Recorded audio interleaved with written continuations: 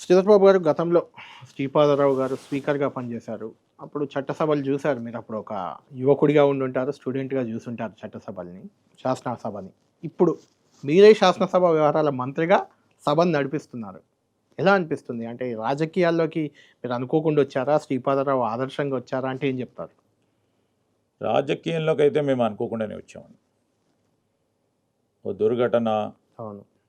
ఆ దుర్ఘటన తర్వాత కాంగ్రెస్ పార్టీ అధిష్టానం అంతా కూడా వారితో పాటు కిందున్న మా నాన్నగారి అభిమానులు, శ్రేయోభిలాషులు, నా నియోజకవర్గానికి సంబంధించిన వారి మిత్రులు, పార్టీ యంత్రాంగం అంతా కూడా తప్పకుండా రాజకీయాలకు రావాలని మా కుటుంబాన్ని, ప్రత్యేకంగా మా అమ్మగారిని కోరటం జరిగింది. అవును. చాలా తర్జన భర్జనల తర్వాత ఆనాడున్న మా రాజశేఖర రెడ్డి గారు పిసిసి అధ్యక్షులుగా, దాని తదుపరి నాన్నగారి మిత్రులు చాలామంది కూడా వారు రాజకీయంలోకి రావాలి, నాన్నగారి ఆశయాలను ముందుకు తీసుకెళ్లే ఒక కార్యాచరణ తీసుకుపోవాలని చెప్పడం, ఆనాడు మేము రాజకీయ అరంగేట్రం చేయడం జరిగింది 99 సంవత్సరంలో. 26 సంవత్సరాలు చూస్తుండగానే గడిచిపోయింది. దీర్ఘకాలం. అవును.